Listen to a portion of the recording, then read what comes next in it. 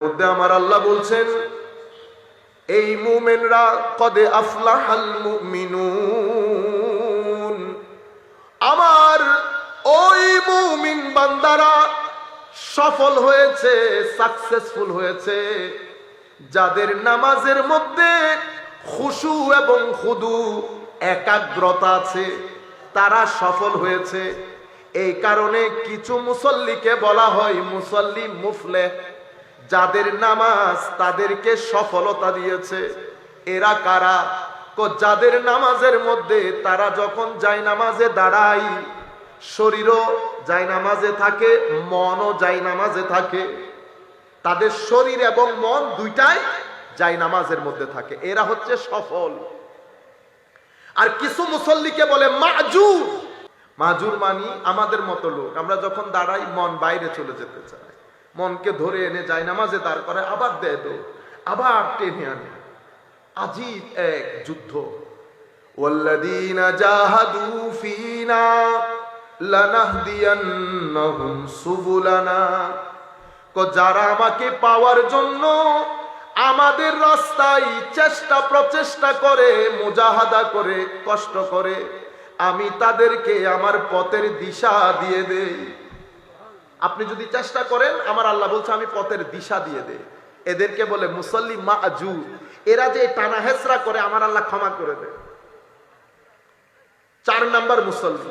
এরা কারা? হায় হায়, এরা হচ্ছে মুসল্লি মাহরুম। এরা বঞ্চিত হয়ে গেছে, এরা বঞ্চিত হয়ে গেছে। কোন মুসল্লি? আমার আল্লাহ বলছেন ফাওয়াইলুল লিল মুসাল্লিন আল্লাযীনা হুম আন সালাতিহিম সাহুন আল্লাযীনা হুম ইউরাউন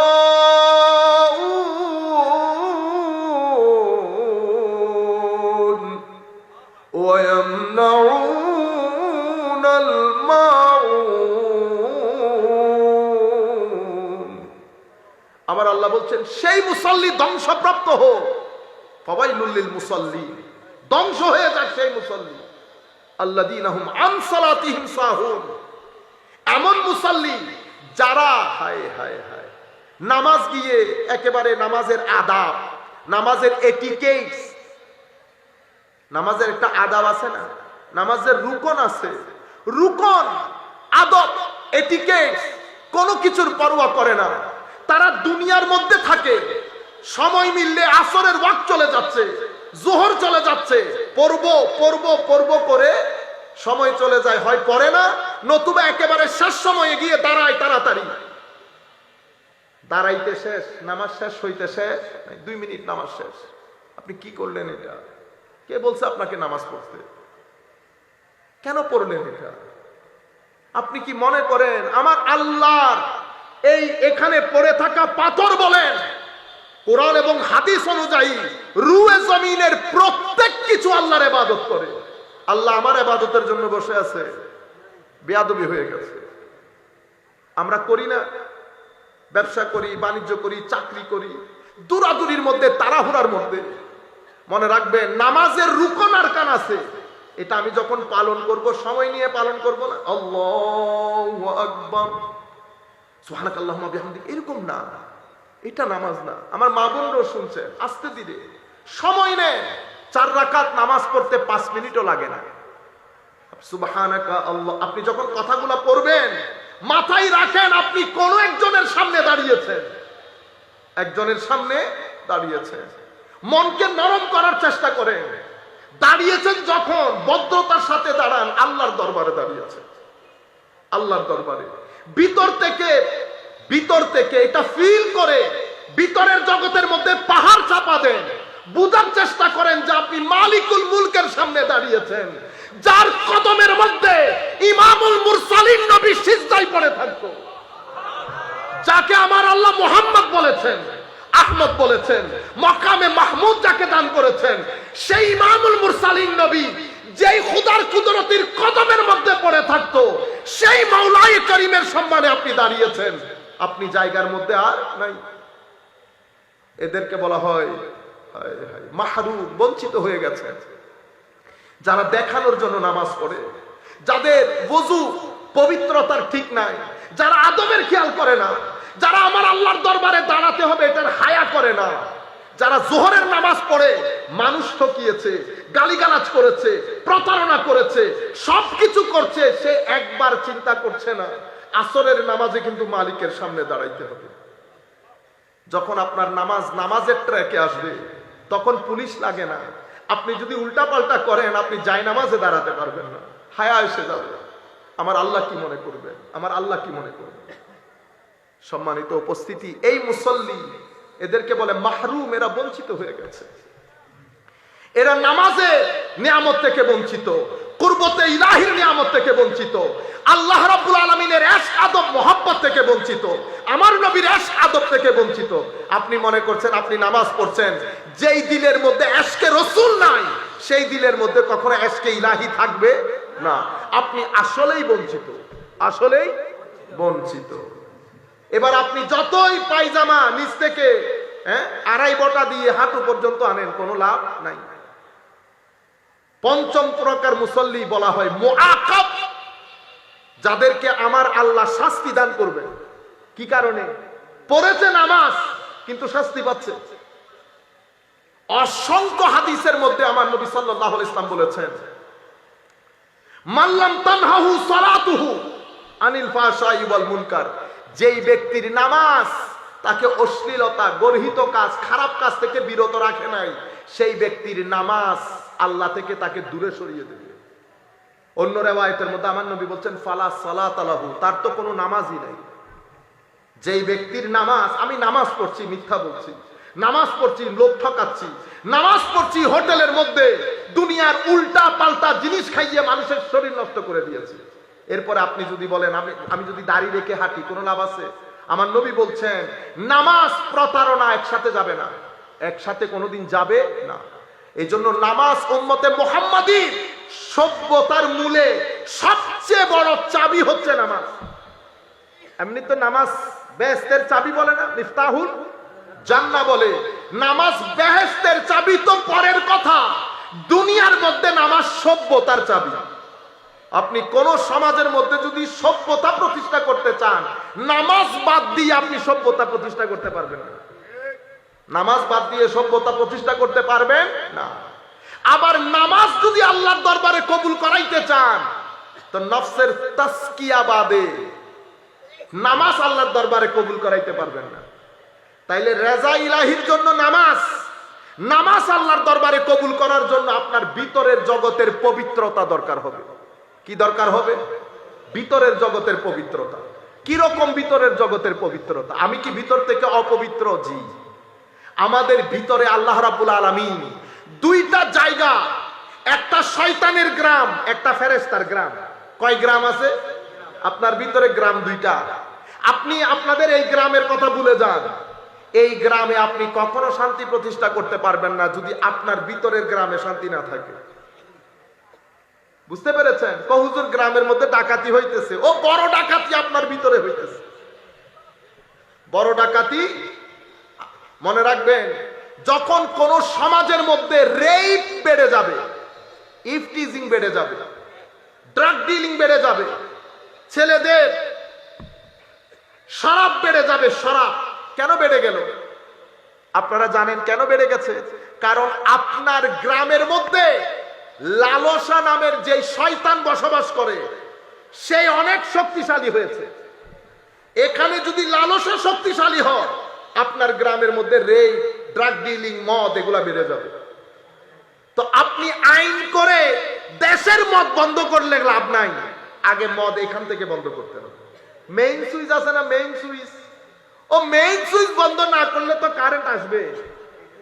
আপনি কতটা নালার মধ্যে আপনি বাদ দেবেন, পানি এদিক দিয়ে আসে ওদিক দিয়ে আসে। আপনার ঘরের টয়লেটের পাইপ ছিঁড়ে গেছে, কেটে গেছে, ঘরের মধ্যে গন্ধ এসে গেছে না?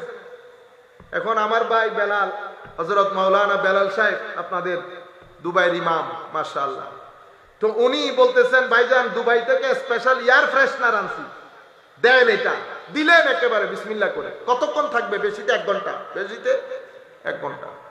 ঘটনা কি? ঘটনা হচ্ছে আপনার পাইপ যেখান থেকে এই দুর্গন্ধ আসতেছে, ওই দুর্গন্ধ যদি আপনি বন্ধ না করেন, এয়ার ফ্রেশনার দিয়ে লাভ আছে? আমার গ্রামের মধ্যে যে চুরি বেড়ে গেছে, ডাকাতি বেড়ে গেছে, রেপ বেড়ে গেছে, স্কুলের সামনে ছেলেপুলেরা, ছেলে ছোকরারা যে গল্প করে করে মেয়েদেরকে ডিস্টার্ব করে না, এই যে আপনি, এগুলা তো বাইরে। তো এই ঘটনা কেন ঘটেছে? তো ঘটনা ঘটেছে কারণ আমার ভিতরের গ্রামের মধ্যে লালসা, লোভ, অশ্লীলতা এটা শক্তিশালী হয়ে গেছে। এটা শক্তিশালী হয়ে গেছে। কি রকম? আমার আল্লাহ আপনার এখানে দুইটা গ্রাম, একটা নফসের গ্রাম, সেই গ্রামে বাস করে শয়তান আর শয়তান রূপী কিছু মানুষ, মিনাল জিন্নাতে ওয়ান নাস, এই গ্রামে বসবাস করে। এটা কলবের গ্রাম, এখানে বসবাস করে ফেরেশতার নূর পড়ে। আর পুরা শহর যার একটা রূ, একটা নফস, একটা রূ, একটা নফস, পুরা শহর যার, তাকে কলব বলে। কি বলে? কলব। কলব বেচারা পুরা শহরের মালিক, কিছু বলতে পারে না, চুপচাপ বসে থাকে। আপনার এই শহরের নফসের গ্রাম স্বাভাবিকভাবে দুষ্টামি করে, তো ঠেলে। আপনি নামাজ বন্ধ করে দিয়েছেন, আপনি দিন, কোরআন, মসজিদ, ভালো মানুষের সঙ্গ সব বন্ধ করে দিলেন। আপনি টিভি সিনেমার মধ্যে, আমাদের মারা রাত দিন আপনি ঘরের মধ্যে টিভি সিনেমা চালালেন। আপনি টিভি সিনেমা যখন এসে গেছে, তো এখান থেকে এই যে এখন শীত পড়তেছে, আমরা কাশাকাশি শুরু করে দিছি না? কেন কাশতেছেন? শীত পড়তেছে, শীতের লোকে কাশানির সম্পর্ক কি?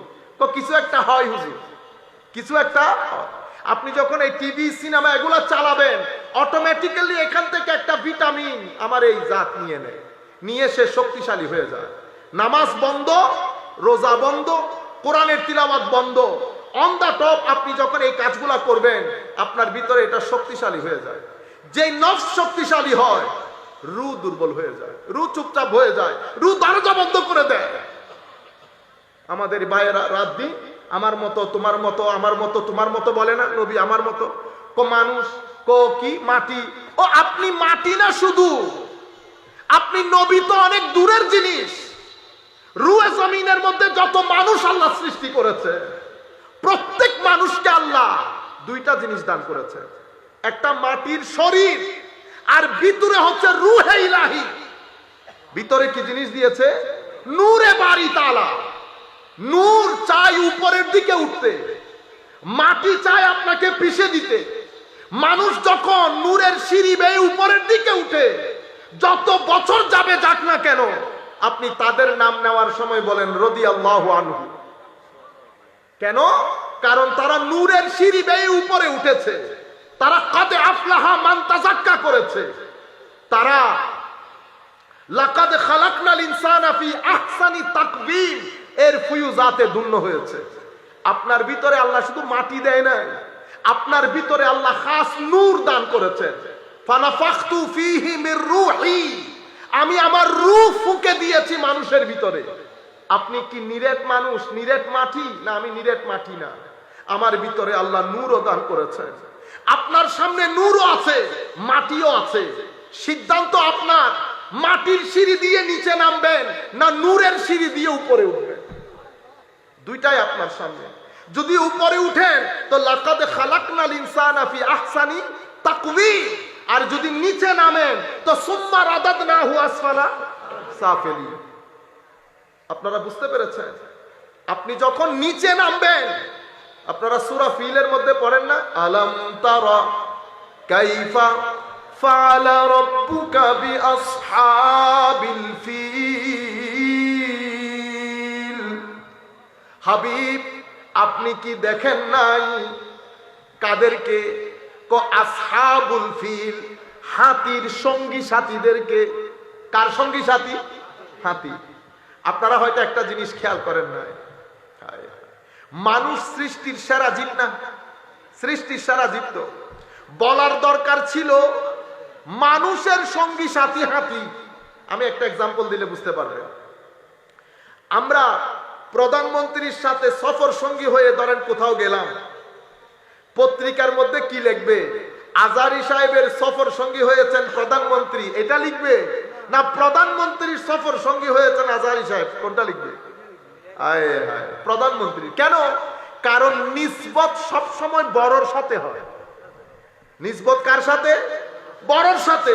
তো এখানে হাতি, এখানে আব্রাহা রাজা মানুষ, এখানে বড় কে? আপাত দৃষ্টিতে তো মানুষ বড়। তো মাওলা আপনি এই মানুষটাকে হাতির দিকে দিয়ে দিলেন কেন?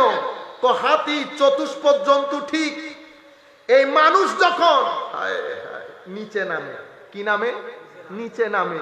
তো এই নিচে নামলে চতুষ্পদ জন্তুর চেয়ে কি চলে যায়? নিচে চলে যায়। আমার আল্লাহ বলছেন, বান্দা এই বিয়াদব এসেছে আমার কাবা ধ্বংস করতে। তো যেহেতু সে কাবা ধ্বংস করতে এসেছে, সে মানুষ না, সে জন্তুর পর্যায়েও নাই, সে জন্তুর চেয়েও নিচে নেমে গেছে। যেহেতু জন্তুর চেয়ে নিচে নেমে গেছে, সেহেতু জন্তু তার চেয়ে সেরা, সেই কারণে আসহাবুল ফিল বলা হয়েছে। আসহাবুল, এটা উলামায়ে কেরাম ইমাম রাজির তাফসীর দেখলে আরো সুন্দর করে বুঝতে পারবেন। অনেক অসম্ভব সুন্দর করে ইমাম রাজি বর্ণনা দিয়েছেন। অন্য দৃষ্টিকোণ থেকেও এই চতুষ্পদ জন্তুর চেয়েও নিকৃষ্ট হয়েছে। কেন? এই যখন হাতিকে ধাক্কা দিচ্ছে কাবার দিকে যাওয়ার জন্য, হাতি কাবার দিকে না গিয়ে উত্তর দিকে হয়ে যাচ্ছে, মানে হাতিরও বুঝে আসছে এটা আল্লাহর ঘর, ভাঙা যাবে না। তো যেটা চতুষ্পদ জন্তুর বুঝে এসেছে, সেটা দুই পায়ের জানোয়ারের বুঝে আসে না। সেই কারণে কি বলা হয়েছে? আসহাবিল ফিল। তুই মানুষ না বেটা, তুই হাতির সঙ্গী সাথী।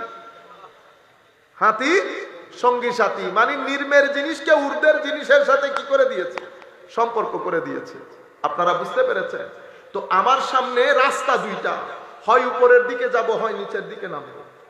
আমরা এখন, আপনি যখন নিচের দিকে নামবেন, নিচের দিকে নামবেন, তো কি হবে? দুইটা ঘটনা ঘটবে, ব্যক্তিগত এবং পারিবারিক পর্যায়ে পরিবারে, এবং রাষ্ট্রীয় পর্যায়ে সমাজে। দুইটা ঘটনা দেখবেন, আপনি বুঝতে পারবেন আপনি নিচের দিকে যাচ্ছেন। যখন কোনো মানুষ নিচের সিঁড়ি দিয়ে নিচের দিকে নামতে থাকবে, সেই সমাজের মধ্যে গালাগালি বেড়ে যাবে। কি বেড়ে যাবে? অশ্রাব্য ভাষায় মানুষ গালাগালি করবে। নাম্বার ওয়ান, আমানতদারির কোনো লেশ মাত্র থাকবে না। নাম্বার টু, সত্য কথা মানুষ কালে বদ্রে বলবে। নাম্বার থ্রি, এরপরে ওয়াদা মানুষ কালে ভদ্রে রক্ষা করবে। এই চারটা জিনিস। এরপরে পঞ্চম, সমাজের মধ্যে অশ্লীলতা বেড়ে যাবে, সমাজের মধ্যে বিবাহ প্রথা ভেঙে যাবে, বিবাহ বিচ্ছেদের ঘটনা বেড়ে যাবে। এগুলা হচ্ছে সোসাইটির নিচের দিকে চলে যাচ্ছে। সোসাইটির নিচের দিকে চলে যাওয়া মানে আপনার নফসের গ্রাম শক্তিশালী হওয়া, আপনার ভিতরে লালসা কাজ করছে। এখন আমার কি করতে হবে? আমার নবী বলছে, উম্মত হিজরত করা বাদে উপায় নাই। কি করতে হবে? হিজরত। হিজরত কোত্থেকে কোথায় করব? নফসের গ্রাম থেকে রুহের গ্রামে হিজরত করা বাদে শান্তি নেই। আল মুহাজির মান হাজারা মা নাহাল্লাহু আনহু আও কামা ক্বালা নবী সাল্লাল্লাহু আলাইহি ওয়াসাল্লাম। মুহাজির আসল সেই যেই ব্যক্তি আল্লাহর অপছন্দনীয় জায়গা থেকে পছন্দের জায়গায় চলে আসে। এখন আপনি অপছন্দের জায়গা থেকে যদি পছন্দের জায়গায় না আসেন, কি হবে? আপনার ঘর থেকে শান্তি চলে যাবে, আপনার সমাজ থেকেও শান্তি চলে যাবে, ঘর এবং সমাজের মধ্যে অস্থিরতা বেড়ে যাবে, ঘর এবং সমাজের মধ্যে অশান্তি বেড়ে যাবে, হতাশা বেড়ে যাবে, একজন আরেকজনকে সম্মান করবে না, সম্পর্কগুলা নষ্ট হয়ে যাবে। সেই পর্যায়ে এখন এসে পৌঁছেছি না? আমরা এখন কি করতে হবে? আল্লাহর ওয়াস্তে আমি আপনাদেরকে বলছি, আমরা ওয়াদা করি যে আমরা অন্তত একটু একটু হলে ফরজ নামাজ যেন কেউ মিস না করেন, কোরআনের তিলাওয়াত যেন মিস না করেন। যারা কোরআন পড়তে জানেন না, মসজিদের ইমাম মুয়াজ্জিনের কাছ থেকে গিয়ে আল্লাহর ওয়াস্তে কোরআন পড়া শিখেন। আমার নবীর সাথে চেহারা দেখানো যাবে না। আপনি কোরআনিক বুঝার তো দূরের কথা, আপনি পড়তেই জানেন না, আপনি আমার নবীর সাথে মুখ দেখাইতে পারবেন?